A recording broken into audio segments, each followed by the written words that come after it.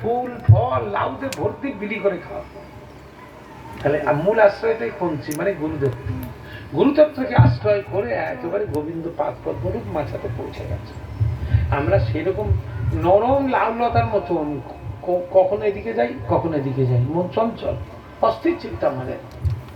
এই জন্য গুরু বৈষ্ণব ঠিক চালে পৌঁছে দেবেন। আমরা যদি গুরুবর্গের সান্নিধ্যে আসি আমাদেরকে রাধা গোবিন্দ রূপ পাচা ওই মাছায় পৌঁছে দেবেন গুরুদেব। এই জন্য গুরুদেবের আশ্রয়। তাই যত শীঘ্র করো হরি ভজন। আজ তো শেষ হয়ে আসছে, কত অনেক লোক বয়স হয়ে গেছে এখনো গুরুপাদ আশ্রয় করেছে।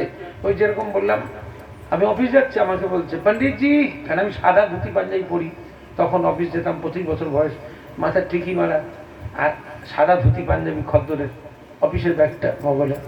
তো পেছন থেকে কে যেন বললো পণ্ডিতজি। আমি পণ্ডিতজি বলছি কে বটে, তাকিয়ে দেখি একটু বিহারি পণ্ডিতজি, ও আমার মতো সাদা ধুতি খাবার।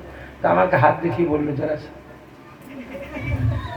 बोले मैंने खैनी खाने वाले पंडित जी नहीं हूँ।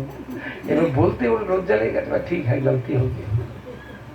আমার তিলকটা তো সামনে দিকে আছে, ও দেখেনি টিকিটা দেখে মনে করেছে সাদা ধুতি পাবে, ওর মতনই তাহলে নিশ্চয়ই বিহারি পণ্ডিতজি হবে।